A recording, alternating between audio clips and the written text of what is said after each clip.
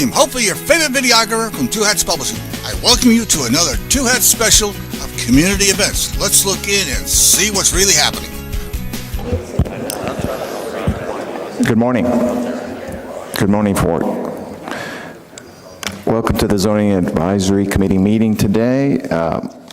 Today is Thursday, May 18th, 2017. It is 9:15 a.m. Again, welcome today. Thank you guys all for joining us today. And I also want to thank Commissioner Mack for joining us at the Horseshoe this morning. As always, I want to please encourage you all to sign in. There should be a sign-up sheet here at the podium. And also, if you're interested in speaking, we will carve out some time at the end of the meeting today to make sure that you have the opportunity to do so. Is there any other announcements, Donna? Excellent. We will start out with the minutes from the April 27th meeting. Has the committee had a chance to review those? I move to approve. Thank you, Mr. Brenner. Do I have a second? Second for Ms. Murphy. Any discussion? All in favor say aye. Thank you. Motion passes. Good morning, Ms. Moran. Good morning. The first and only item on your agenda today is DCA 156-009, which is consideration of amending the Dallas Development Code to create a new overlay called a late hours overlay. Diana Lawrence will be taking you through a presentation, a quick briefing. I want to say that through the course of since the last Zoning Ordinance Committee meeting, I have received 11 emails, both in opposition and in support, and those have been forwarded on to the Zoning Ordinance Advisory Committee members. So, Commissioners, I have a brief presentation. It's really just a quick review and then an update with the items that you had requested at the last meeting on April 27th. So I'll go ahead and get started. So the request is simply to create a new zoning overlay called the late hours overlay. And just to reiterate, at this time, this is a proposal to create the zoning overlay tool only, and it is not being applied to any area of the city as part of this process. So just to give you an update, so at the last meeting on April 27th, you requested, or the ZOAC committee requested the following information. You wanted information on existing tools that were available to address concerns of adjacent residential neighborhoods. You wanted additional crime stats for plan development number 842. And you also wanted information on SUPs for late hour establishments in plan development 842. So some of the existing resources available to neighborhoods that are adjacent to commercial districts include the residential parking only program. This program was established to address problems that arise when residential streets are used for parking by adjacent non-residential generators. And a citizen must call 311 to report cars parked illegally. And these illegally parked cars will likely be cited but not towed. Additionally, wait a minute. So, and additionally, for noise complaints and public intoxication, so for noise complaints, a citizen must call 911 for the first initial reporting of a noise complaint and 311 for reoccurring noise complaints. And then for public intoxication and trespassing, a citizen just has to call 911. And those calls get ordered in, anyhow, they just need to call 911.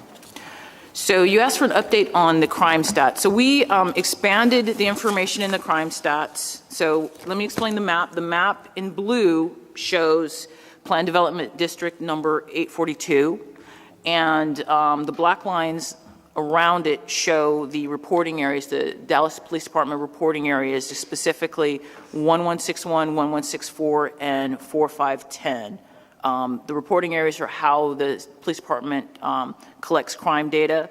Additionally, crime data was expanded to include 4 additional years, and the hours were expanded to match the hours in the definition for late hours establishment, which is basically midnight to 6 a.m. Whoops. Here's kind of a chart summarizing the crime stats there in your appendix. But you can see we expanded them to go back to 2008. We have them through 2016 And I've got a notation, 2011 was the year that PD 842 was adopted in January of that year. That's correct.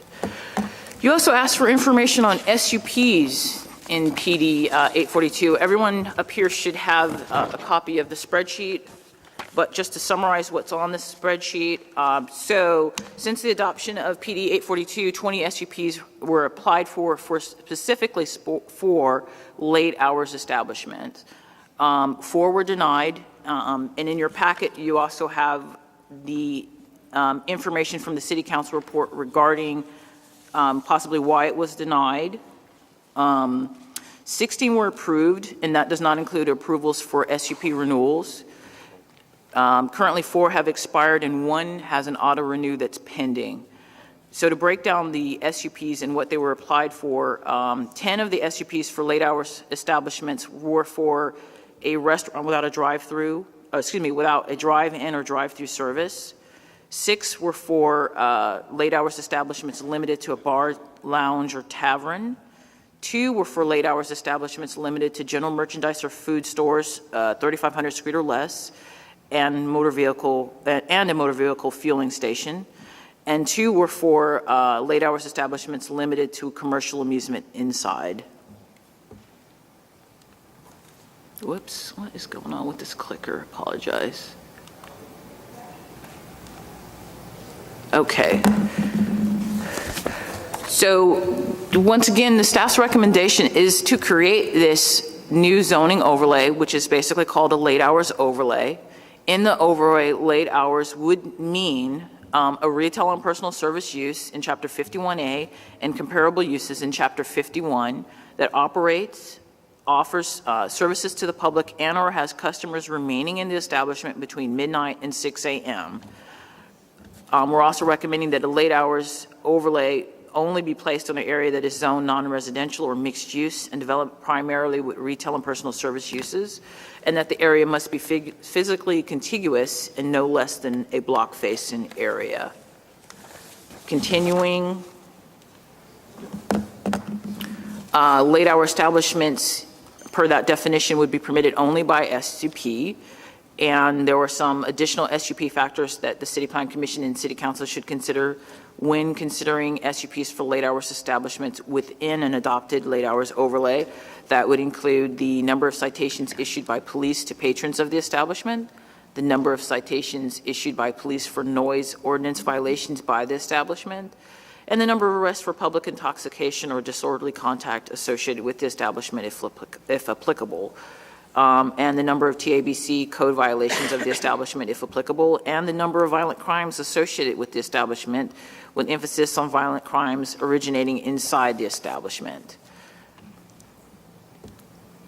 So once this tool is created in the zone code, the process for establishing an overlay district would be that the City Plan Commission or City Council could authorize a public hearing to apply the overlay to areas of the city.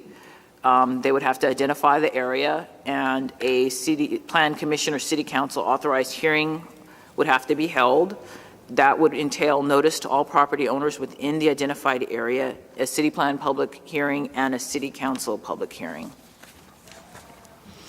So the next steps would be for the Zoning Ordinance Committee to forward a recommendation to the City Plan Commission, and I will answer any questions you may have. Thank you, Ms. Lawrence. Do we have any questions from the committee? Ms. Murphy. Thank you, Mr. Chair. Ms. Lawrence, nice presentation. First question is in one of your slides, you showed that for a noise violation, the first call is to 911 and then recurring calls are to 311. Can you explain? That information was obtained off of the DPD website, and yes, you have to call 911 for the first violation, but for recurring violations, you call 311, because at that time it becomes sort of more of a code compliance issue.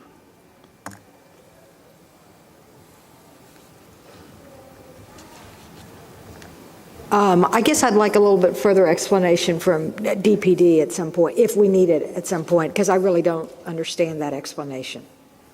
It seems to me if there is a noise violation, and the noise violation is after hours, I mean, you call 911, does 311 answer calls at midnight? I can't answer that. I know that for the initial call, it says on their site that you call 911. Those calls are ordered in priority. But I believe once it gets in the system, and if there's a recurring issue, you do call 311. That's the information that I've obtained. And do we have any data from 311 about calls in the area for which you had crime statistics? I was not asked to get data Okay. for 311. Okay, I'm not sure. Okay. May I proceed? Absolutely, please. Another question has to do with the slide that set forth some crime statistics. Could you go back to that slide, please?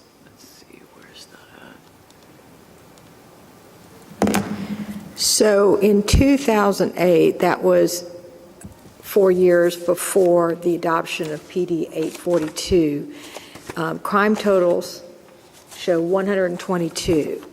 Now that crime represents anything from violent crime to misdemeanor crime. So it's just everything.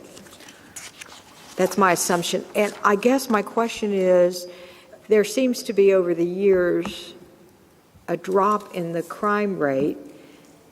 And are we comparing apples to apples? And if so, why is there a drop in the crime rate? Do you have any explanation? So if you look at Appendix B, it shows the offenses that we have data for those years, for those calendar years. Oh, yeah. The data is consistent for each of those calendar years. I can't attest to why there was a drop in the crime rate, but that's what the numbers are showing. Okay, thank you. One last question. One of your slides showed additional factors to be considered by the City Plan Commission for an SUP if a late hours overlay district is in place. Go on, there it is.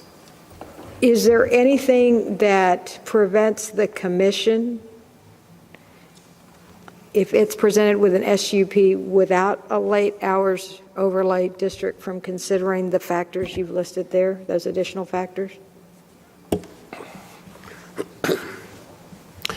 If the factors are not, Vandenberg, Assistant City Attorney, if the factors are not otherwise spelled out, in this case through an overlay or in the PD, which is where this came from, you would default to the SUP standards that are in the Dallas Development Code, which are under this SUPs.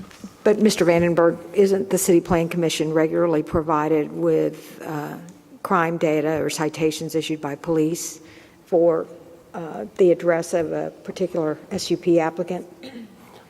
Often, yes. Okay, so it seems that a lot of those items there are things that we already consider at City Plan Commission. In some ways, yes. Thank you. Thank you, Ms. Murphy. Any additional questions? Mr. Benedict. Thank you, Mr. Chair. Ms. Lawrence, I have a question for on this list of SUPs that have been approved. I mean, we have a colored copy of the green and a red. So all those that have been approved, are all those businesses now operating until 2 a.m.? I believe there's about 4 that are expired. I can't attest to whether the other ones, if they were approved to operate during the late hours. I don't know if they're actually out there, but they were approved. Okay, thank you. They were approved, and they also are current. So it has a current SUP that otherwise would has a renewal date. And we did not go out to see if they were open, but based on the time of the renewal, the SUP allocation, which might be in some cases 2 years, 3 years, 5 years, and they are current SUPs. Okay, so it seems like there's still several businesses that are open until 2 a.m. Yep. Okay. And regarding Ms. Murphy's questions about the crime stats, I think we have to be a little careful when it comes to crime statistics because those are often the most highly politicized, and it's almost always impossible to draw sort of a causal inference of trying to figure out exactly why crime went down. And as I look at a lot of these statistics, one thing that stands out to me, actually not in the data that was provided in our current briefing, but in the data that was provided in our original briefing from our first meeting, is that although crime did go down between the hours of 12 a.m. and 6 a.m., it also went down at 11 p.m. and 10 p.m. And so to me, that tells me that there's something else at play there other than just the late hours overlay that may have led to a drop in crime. And there are a dozen different reasons why crime may have gone down that have nothing to do with the operating hours of the businesses. And the only thing that I can see from this data is that there, for these 2 or 3 reporting districts in this time period, there actually does not seem to be a correlation between operating hours and crime reduction. But other than that, I think, as was mentioned, it's impossible to draw any specific conclusions as to why crime went down. And I think we need to be careful of that.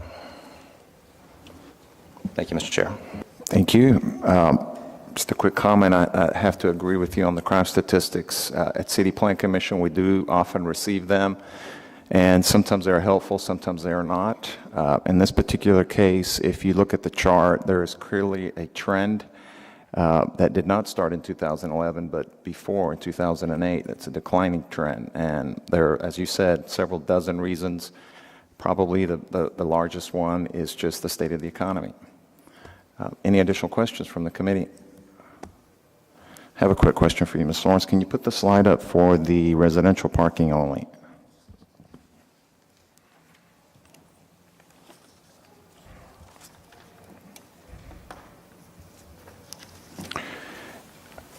Can you please expand a little bit on how these rules were established? I'm sorry, you want me to explain how the RPO... What is the process that went into creating these rules for enforcing residential parking only program? I can't attest to that. Our department was not in charge of that. I do know it was an ordinance adopted. It's in our... a neighborhood would have to get a petition to establish a residential parking only area, but I can't talk to you about how it was adopted because it wasn't our department that oversees this program.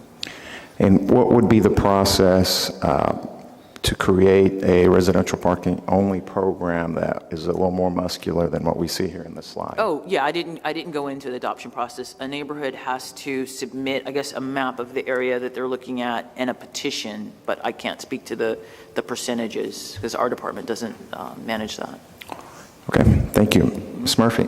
Yes, as a follow-up question to your parking question, Ms. Lawrence, did I hear you say that if a non-resident parks in a resident parking only district, that they might be cited but not towed? That's correct. That's the practice currently. My understanding is they do not tow the cars. They are ticketed. And that's despite the fact that there is a tow truck symbol on the signage? That is correct, And do you know if citation, the current practice of issuing citations is effective in preventing non-residents from parking in a residential parking district? I can only say that they continue to be pursued in different parts of the city, so certainly the perception is from the neighborhoods that they are effective. So towing doesn't seem to be a necessary action to be taken to prevent non-residents from parking in these areas? Yeah, I mean, it is always an option when if you have several citations, you can either be booted or towed. So, and that may be the case here as well. Thank you, Ms. Murphy. Just one additional question. What is the amount of the citation? Do we know? No. I'm not aware of the actual fine. I can find out what that is. How is that amount set? Do you know that? Who sets that amount? It's set in the code for parking violations. So that could be something that can be adjusted through this body, or No, sir. That would be in our transportation code. The fines would be set within that ordinance. So that is something, if there was the political will to do so, to add a little more teeth to that amount? If the council certainly could do that, yes, sir. Thank you, sir. Mr. Benedict. Thank you, Mr. Chair. I just want to make another observation on the list of establishments that have applied for SUPs. I know looking at the list, it appears that a lot of them have been approved rather than denied, but I just wanted to highlight a comment that was made at our last meeting by Mr. Heltzel, who probably has more experience with this process than anybody else in this room, that there are a lot of businesses who have learned that they have to go to the neighborhoods first and get their permission before they even come to the city to apply for it. And if the neighborhood says no, then they don't even apply. So I'm not sure that this reflects entirely the number of businesses who would have pursued an SUP had the neighborhood approved it. And some of the research that I've done looking back through news articles over the past several years, I know there's been at least one well-publicized lawsuit about these denials, and some of the other cases that didn't even make it to the city. It's clear that this is a very highly subjective process, and that it can become political quite quickly, and even personal, depending on who's involved with it. And, I do have concerns about creating a tool that would allow that to happen anywhere in the city. But I just want to highlight that I'm not sure that this record of establishments applying for SUPs tells the entire picture. Thank you. Thank you, Mr. Benedict. Any additional questions for staff? Mr. Chair? Yes, sir. Just to elaborate briefly on the Okay. list, the additional list of what the Plan Commission considers as part of the Greenville Avenue overlay, that was actually done in part at the request of potential applicants. What you'll see there is, and some of the concern of the commission, I think, is that you never know what gets reported. I think you have an eye at this when you see the police stats. If it's somebody that calls from the establishment, or they happen to be at the establishment to report a car burglary or something that's happened off premise, then that should not be held against them. So what you see within that list is very specific to the establishment, either patrons or selling to minor type violation is what is emphasized, rather than somebody who gets their car burglared. Now, with cell phones, it's not quite as big, but certainly where the crime is reported from is what was intended to be addressed through those very specific types of requirements that were related directly to the establishment. So just wanted to kind of speak to that. Thank you. That's a great point. And in fact, that City Plan Commission, like I said before, the crime statistics are something a little bit difficult to manage because we don't want to create an incentive for folks not to call the police. Commissioner Mack. Right. Thank you, Mr. Chair. My question was along the same lines as Director Cossum about if you could go, Ms. Lawrence, back to the recommendations for staff for the SUP, or there you go. Wait, you just had it. It was on it talked about the quantity of citations, the number of, there you go. And my question was about tightening up the language or how you define crimes associated with the establishment. It's not uncommon for, on a busy night, several thousand people to walk by some of these busier establishments, and someone getting into an altercation on the street that has never actually walked into the bar or walked into the restaurant. Are they expected to police the sidewalk outside? How do you define whether that citation is associated with the establishment, or how would the police? Mr. Chair, I think the intent of particularly the last bullet is that if it is a violent crime, typically in the police report itself, it will cite this spilled out of the bar or there was an altercation inside the establishment, that's what you're kind of dependent upon in making that the determination specifically within that last bullet. So it really is reading the actual police report in order to make that association. I would also add for the ones that were denied, if you look at an Appendix A, I've included the police report information from the City Council report. And you can see how they spoke about the crimes and where they occurred.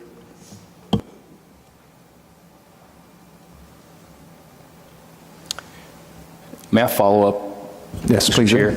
I guess in a practical sense, I'm seeing some of the things that, we operate a bar in my family, and sometimes it's trying to remove some of those things out of the bar that causes the consternation. Some people come back and want to, retaliate or get back in the bar because they've been removed because they're not being patrons, in the sense that we would want in the bar. Maybe they're being loud, or maybe we're trying to keep the reputation so that we, live up to that covenant that we've made with the neighborhood. And my fear is that with language that just says associated with the establishment, we might be able to get a little more,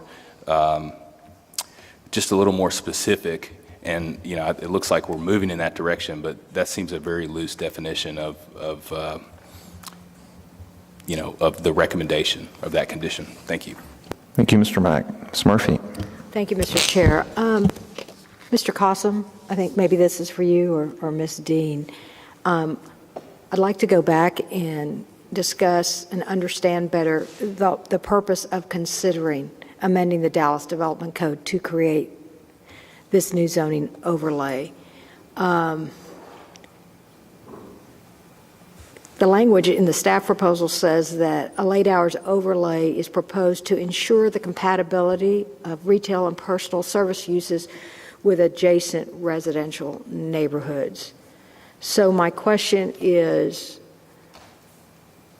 do you think, it's a two-part question, do you think the current SUP process does not sufficiently protect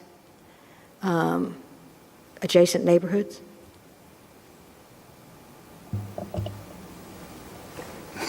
Well, yeah, I think, in fact, it does where the SUPs are required for those uses that currently require an SUP.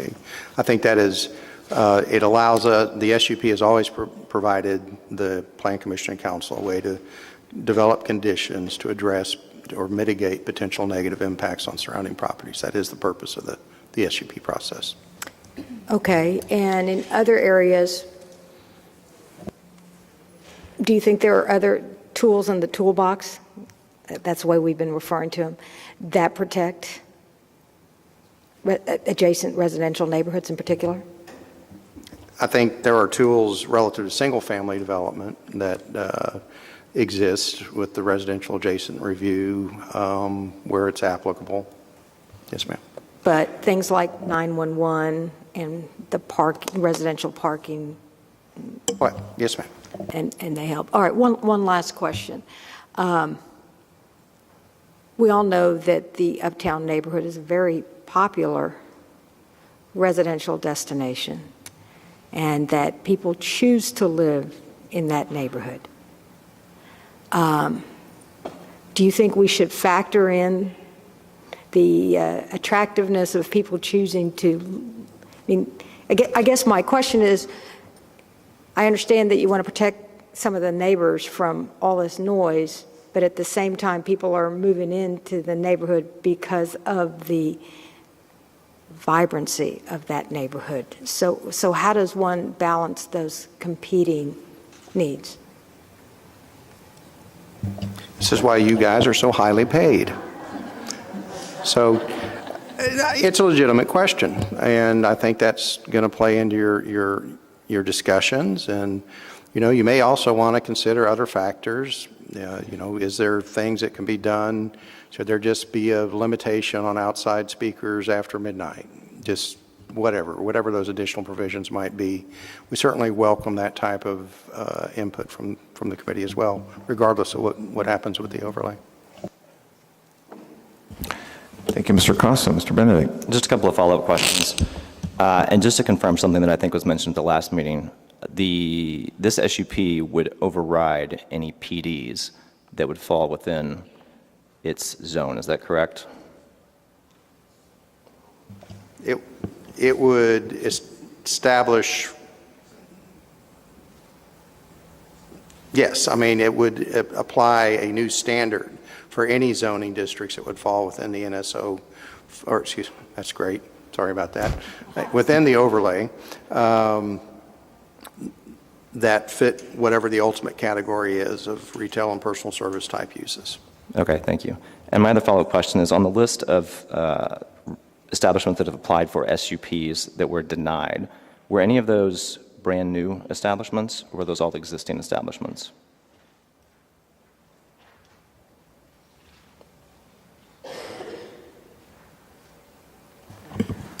That I'm going to have to go back and double check. I know some of them were existing, but I'll have to double check to make sure if all were existing prior or if some of them were new. Okay, so let me ask a hypothetical. Can I just ask, go ahead. just real quick, the bowling alley was not in existence. It was a new project that was coming up. The other ones I didn't glance real quickly, but I know the bowling alley. Right. So my question is, based on the list of criteria that should be considered when when approving an SUP,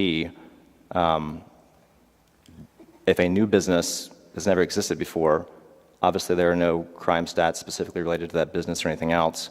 So lacking that type of criteria, what would be considered when a new business applies for a late hours overlay? It would be the standards of the SUP, the regular 4 standards of the SUP. Okay. As it so happens, I have those standards right here. The City Council shall not grant an SUP for a use except upon a finding that the use will complement or be compatible with the surrounding uses and community facilities, contribute to, enhance, or promote the welfare of the area of request and adjacent properties, not be detrimental to the public health, safety, or general welfare, and conform in all other respects to all zoning regulations and standards. And I expect Commissioner Murphy could have done it off the top of her head. Thank you. I suspect as well, Mr. Rendor. Thank you. Ms. Murphy. Well, Mr. Vandenberg, thank you, but I have a follow-up question. So when the commission does evaluate an application for a specific use permit, we look at it through the lens of land use. And to kind of respond to a statement made by Mr. Benedict, we don't really look at a particular operator. Is that correct? Yes, ma'am. Thank you, Ms. Murphy. Any additional questions for staff? Seeing none, at this point, we'll open it up to the members of the public. I have 6 folks here registered to speak. Is there anyone else that would like to speak that is not on this list, that did not sign up? I think there are, Chairman, but... Okay, 1 second, please. 2 minutes. Yeah. Ready? Okay, so because of the number of folks that are signed up to speak, I think we're going to have to limit the time to 2 minutes, Fine. which Sure. you will see at a screen there in front of you. So I apologize if I will have to cut some of you off at that point. Time is up. Thank you, sir. Mr. Chairman, Dallas Cothram, 900 Jackson Street. I think, with all deference to Mr. Hetzel, our firm's done 1,000 SUPs. I bet my dad's done a lot. He's been doing this, for forever. So, I can tell you that, at least it's our belief, people just aren't even applying on Greenville Avenue. I mean, they just know not to because of the fact that it's hard to prove up that, oh, I'm a good operator, but I'm not here. So it's just not occurring. So, and maybe other speakers will talk about that, but I do think there are a number of things that work already with code compliance, 911, TABC. I don't think y'all have discussed that, but they don't play around. They come in with badges. They conduct their own investigations. When I was on the Permit and License Appeal Board, they often appear before that for the people requesting the 2 to 4 a.m. permits. There's some of those people here as well. And so I can tell you for sure that the resident-only parking has worked. If you look at State Thomas, you've seen some of the bars close there as a result of it. We've represented the Towing Alliance. The last time there was a raise in the towing rates in Dallas, that's a council action. Some of the operators of bars and restaurants are very happy and have suggested in areas where there are a problem, you could have a starter or somebody out there where they're booted or towed. They want their patrons to follow the rules too. So if there are parking problems, there are ways to solve that. And it's worked in other communities too. So I think that's a really viable one. Raising the fine, that's also an option. It could be higher in the resident only than it is if you get a meter violation somewhere else. So, the last thing I'll say as I run out of time is the industry would really like you to consider having this meeting on Monday night. This is just not a time that people in this industry can come. I think your staff will tell you when they had a meeting on Monday night at the library, there were over 200 people here, and this involves people's livelihood. But for people that don't get off work and get home till well after midnight, this is just kind of an unwieldy time. So I know y'all like to hear from the public. It's just hard for these people to make this time work for them. And this impacts their livelihood. Thank you. Thank you, Mr. Cawthron. Mr. Hoblet.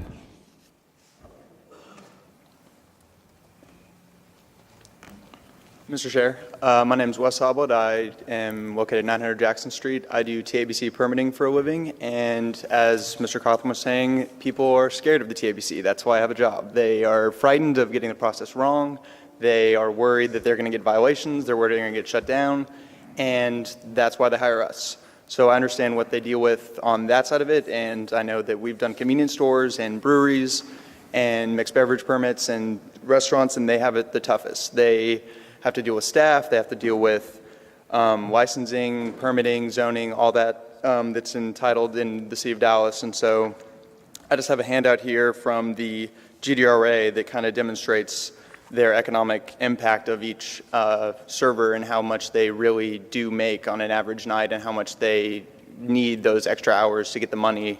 And I know some other people here are going to speak on behalf of how much money it gets made from 11 to 1, 11 to 2 a.m., and it's pretty significant. So I have these handouts that kind of demonstrate the amount of money that the service industry makes and what they put back into the economy and how much they are part of our economy. So I just kind of wanted to extend that to you guys. I don't know who I should hand that out to, but I have that information over here. Thank you. Thank you, Mr. Howlett. Former City Councilman, Mr. Oakley.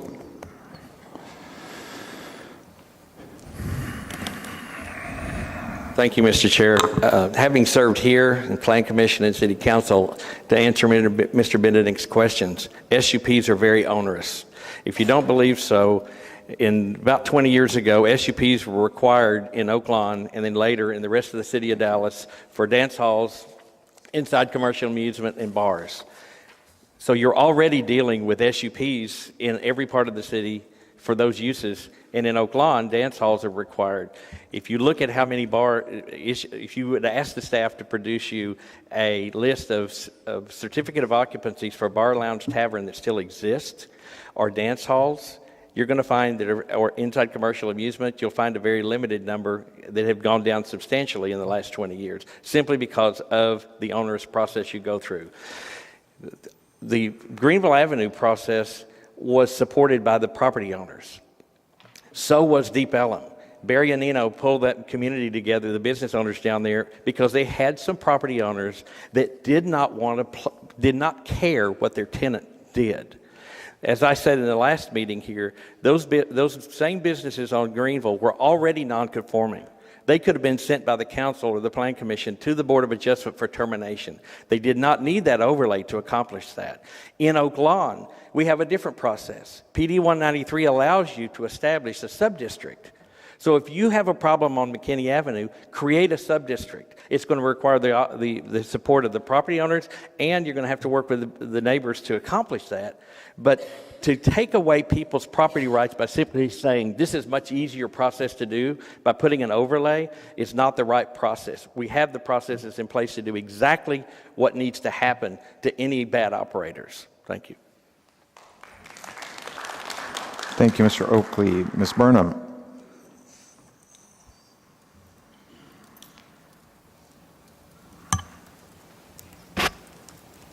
Hi, I'm Jessica Burnham. I'm the Executive Director of the Deep Ellum Foundation, and I also helped start the Lois Greenville Collective, the business association on Lois Greenville Avenue in 2014 and 15. I first want to say thank you for taking and asking such critical questions of the process, and just to be mindful of what's going on, that context is everything and not numbers mean everything. There's not a lot of causality with all of that. What we've been able to do and how I was able to get into Deep Ellum was based all on communication and community engagement and collaboration. And there's groups in the city that exist to help inform you guys. So when there are SUP questions or how many people or operators are existing now, there's groups like the Foundation, like the Uptown Dallas PID, like DDI, like the Lois Greenville Collective that can answer those questions for you. And they should be highly active in just helping it get information out correctly. So please lean on your existing community groups. We have contracts with the city to manage the public improvement district, so we are a valid player in all of this. We also would just like to say, in Deep Ellum, in an area that is thriving on the character and grit and culture of establishments that have been there for almost 30 years, this overlay threatens that whole character of what the neighborhood is based on. And so we get nervous when these things that happen that just become a generality to a specific problem. And so we need to be mindful of how that works. So I really appreciate you guys looking at how this what are the specific needs for what needs to happen and not these general applications. Thank you. Thank you, Ms. Burnham. Mr. Richardson.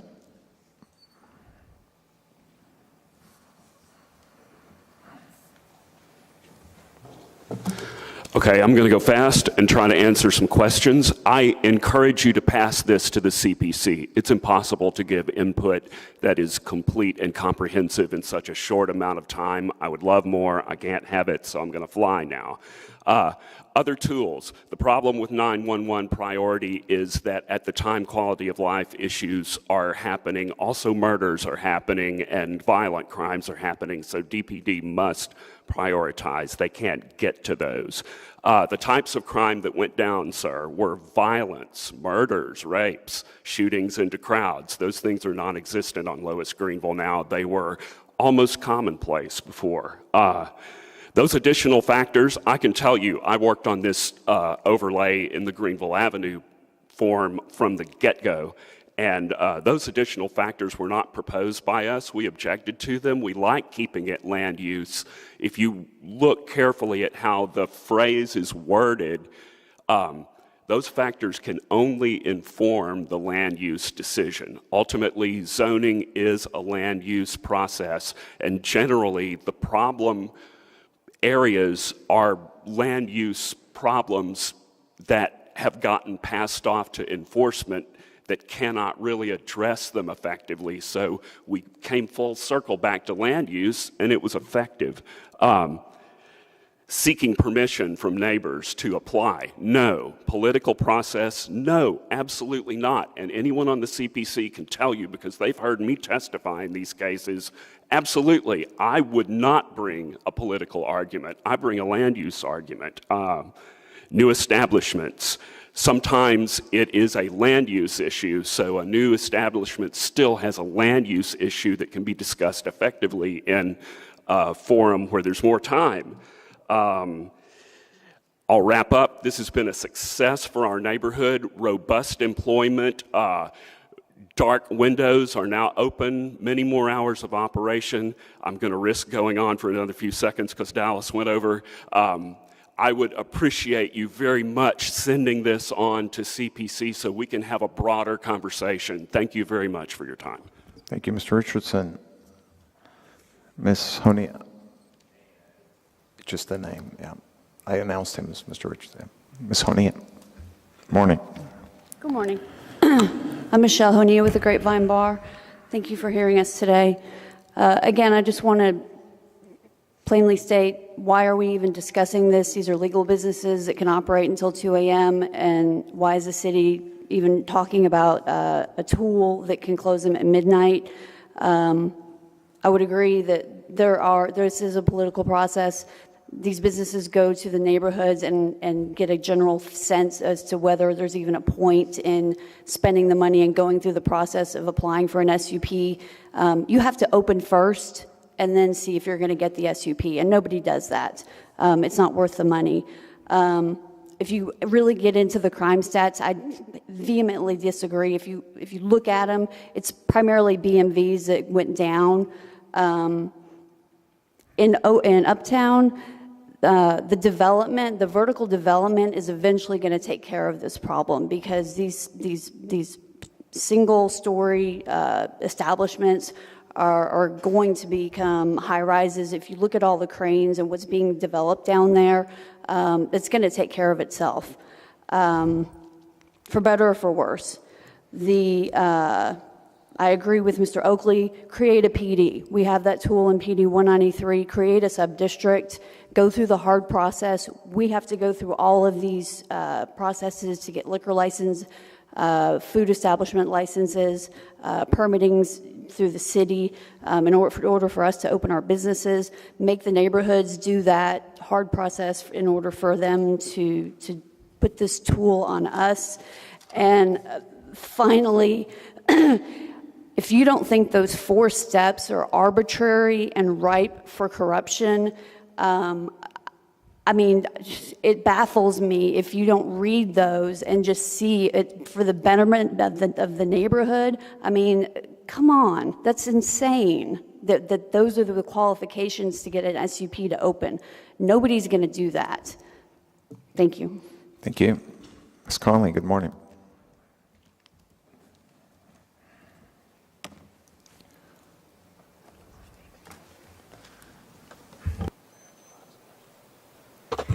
I didn't initially plan to speak on this because I really don't have a good feel for this ordinance, but I would like to speak on some of the other tools that you brought up and their effectiveness.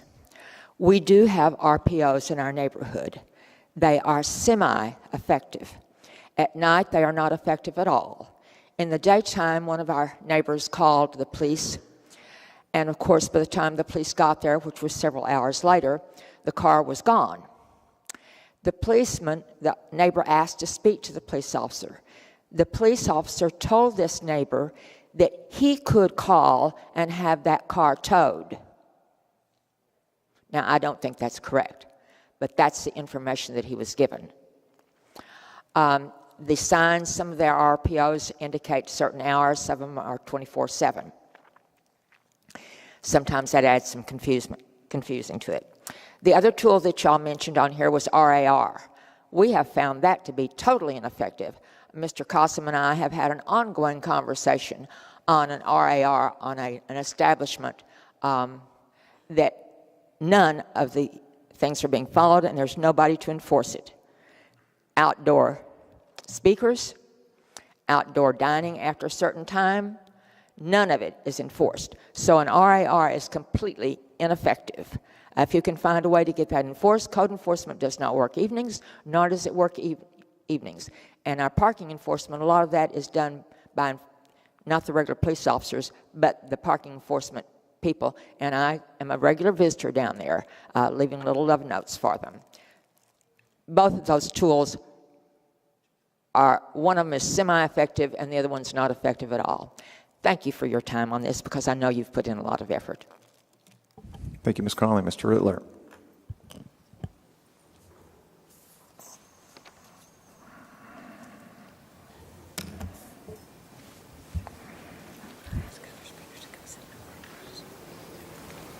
Mr. Chairman, members of the committee, I want to thank you for your time. My name is Andy Rittler. I'm the Executive Director of the Greater Dallas Restaurant Association. My address is 14785 Preston Road.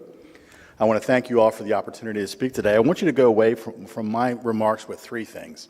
And those are, first and foremost, the tools that we have available to us are effective, and they can be used. The question that I have is, that what you didn't see in the presentation is, where have they been used? How have they been used by the city so far? And that's a big question that I did not see answered within this presentation.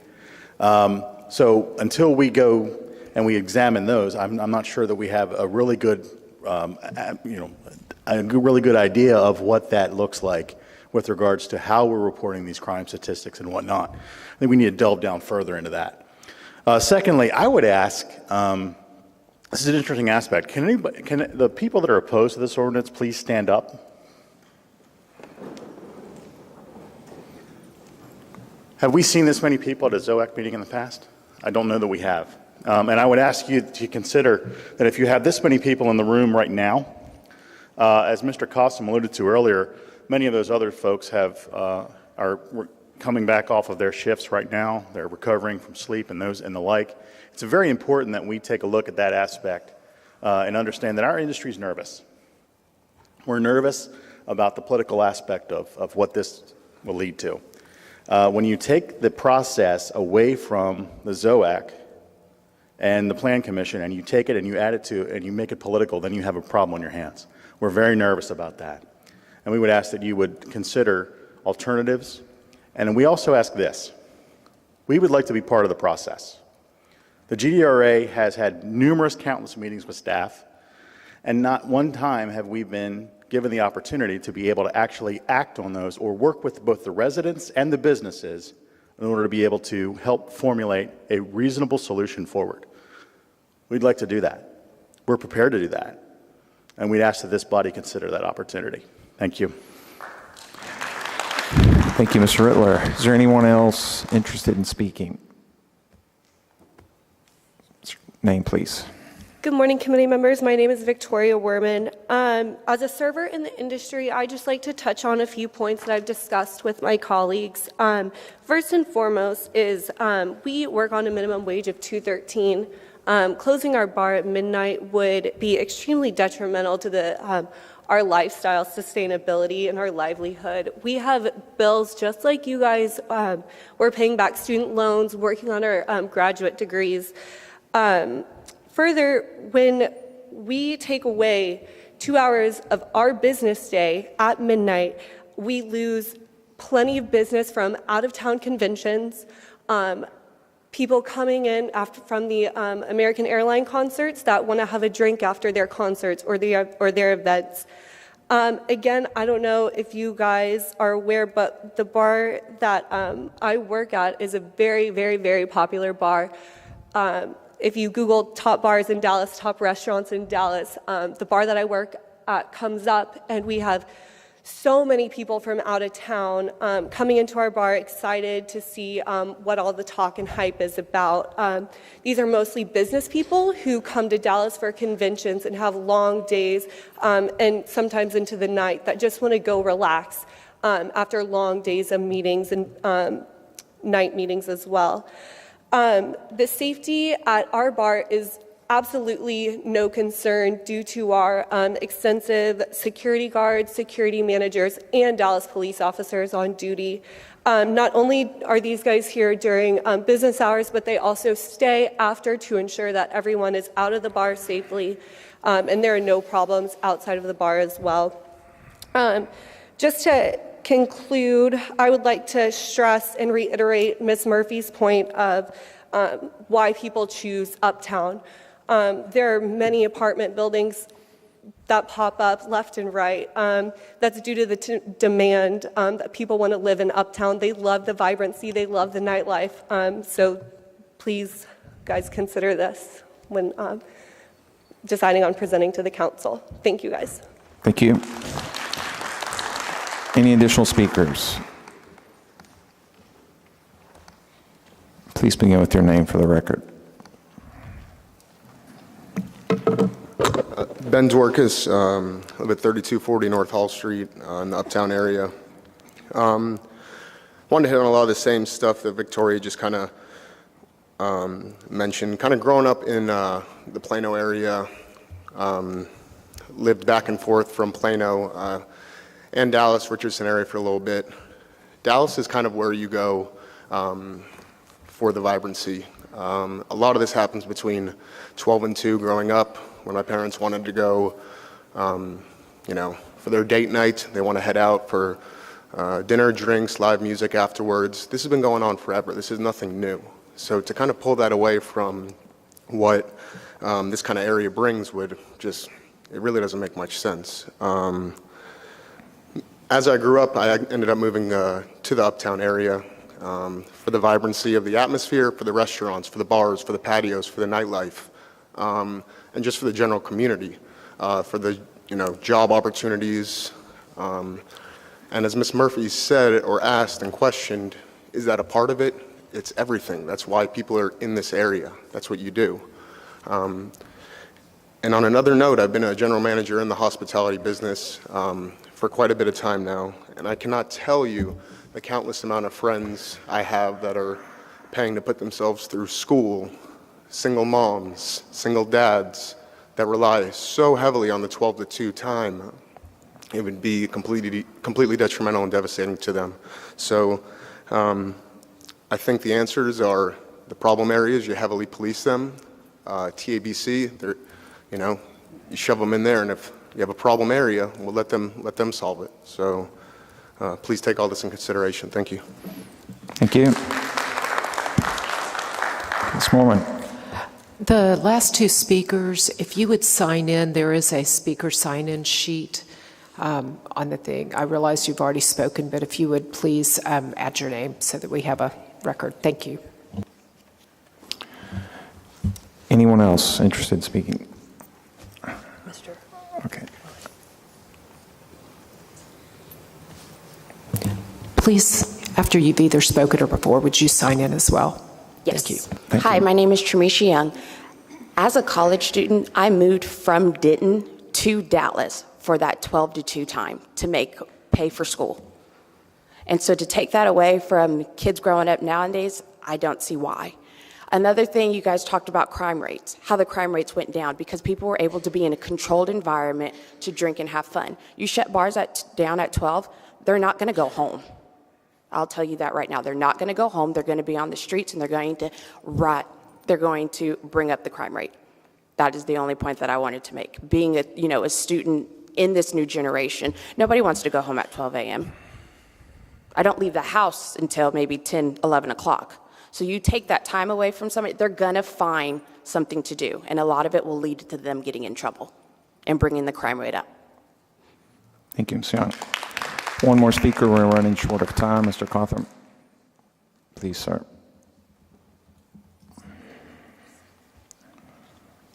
William Cawthorn, 900 Jackson Street. Contrary to what my son said previously, I haven't been doing this forever, just almost forever. I was looking around the room. I've probably been doing it longer than at least half, maybe 3/4 of this audience has been alive. So here we go. I think Ms. Murphy brought a point about we've got things now like SUPs. We really believe that this should be something that should be looked at individually on each individual location. However, if you want to do it as it's proposed now, you're not just talking about bars, you're talking about eating establishments, you're talking about places where people fuel their automobiles, you're talking about other types you're talking about places people go that may need medicine or to buy groceries, essential items people need that if they're in these districts and they got people in their establishment, they're in violation. These type of businesses, for the most part, are not causing any problems, and I submit to you that most of the bars in city aren't causing problems. So really, you're taking a shot at a lot of people that provide services that people need, and as it said earlier, there are a lot of people that work very late, and a lot of people need these other type of services after they get off from work. Also, a number of our clients are very concerned. One of them yesterday was in contact with Quick Trip, I think, who sent you something all over the city. We represent them, and they're very concerned. Other of their competitors, like Racetrack and others, are concerned. Also, some of the realtors that we deal with and developers that cater to leasing retail-type properties to people, if things like this happen, they're going to end up with a lot of vacancies, and that's not good for shopping centers. That's the type of thing that can make a neighborhood go down worse than anything you have is a bunch of places that remain vacant. Thank you very much. Thank you, Mr. Cawthorn. At this point, do we have any additional questions from the committee? You have a question? No? We have a motion then. Ms. Murphy.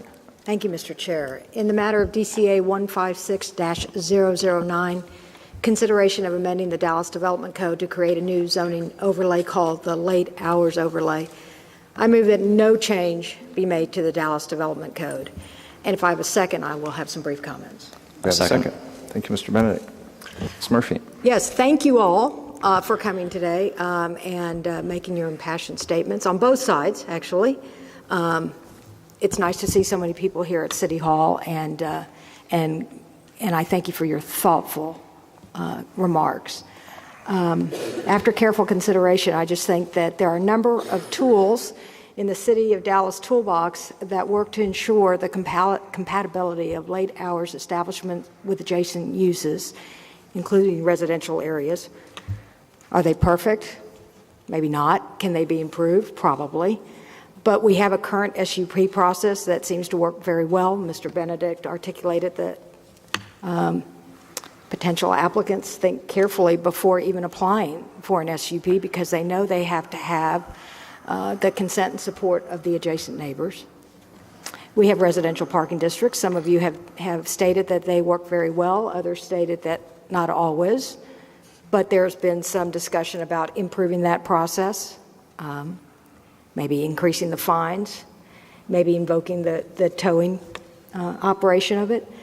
911 calls are always available to people, 311 calls.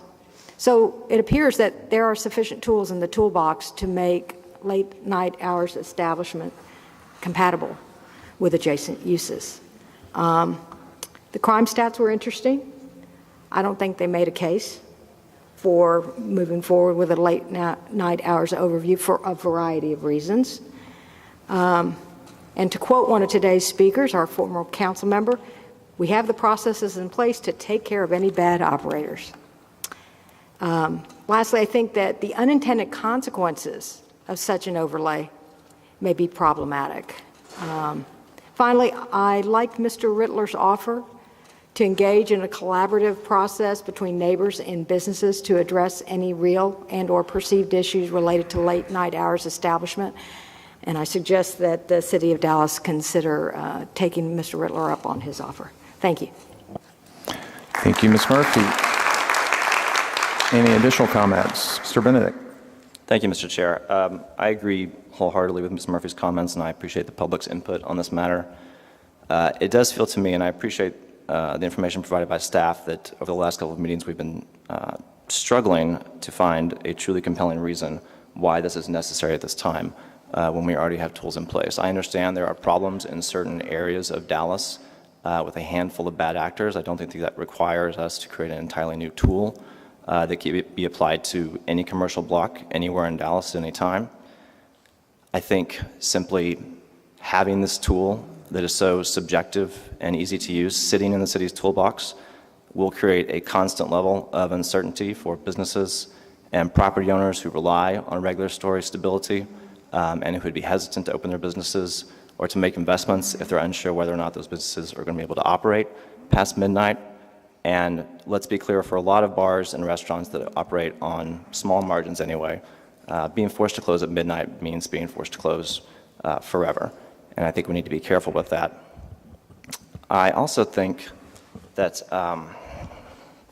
there's one other point I wanted to make that has been brought up some by the members of the public, but I think is worth highlighting, and that is the highly subjective nature of this type of regulation.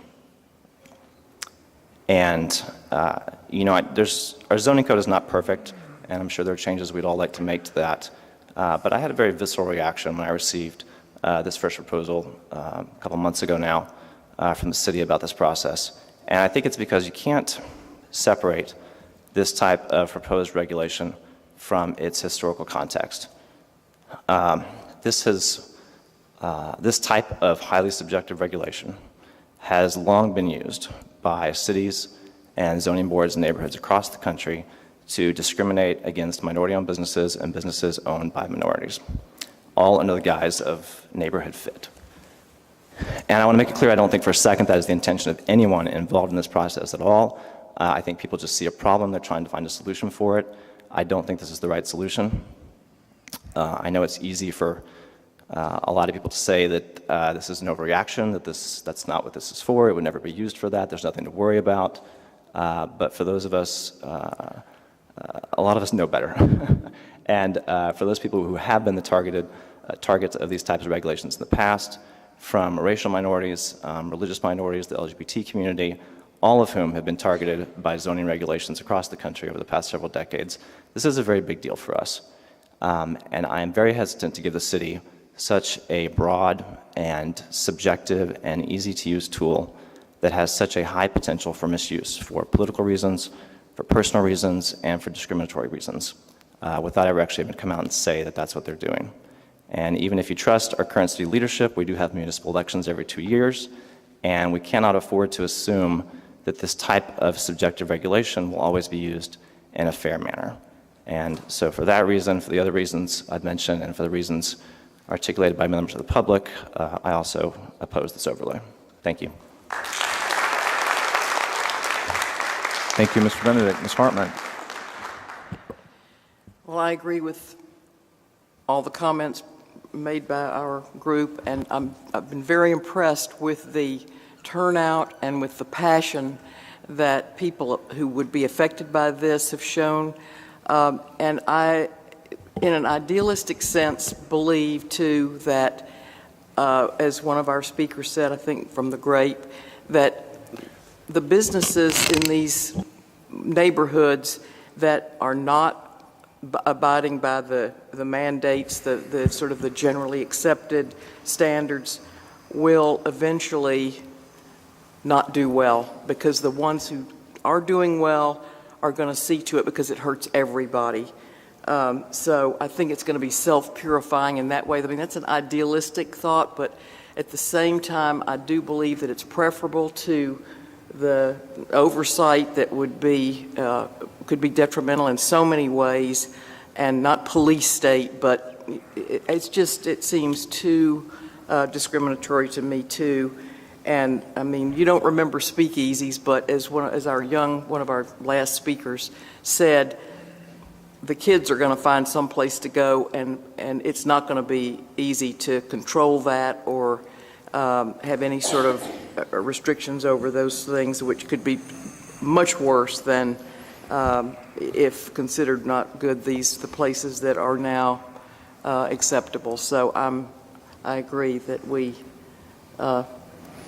do not vote for a change in the current overlay. Thank you, Ms. Hartman. I will also be supporting the motion for all the same reasons mentioned by my colleagues. And in addition, I think the ordinance has the potential to add a level of volatility and uncertainty to a very important industry in the city of Dallas, so I'm not supporting it. We have a motion and a second. Any additional discussion? All in favor say aye. Aye. Aye. Any opposed? Motion passes. Thank you all for joining us today.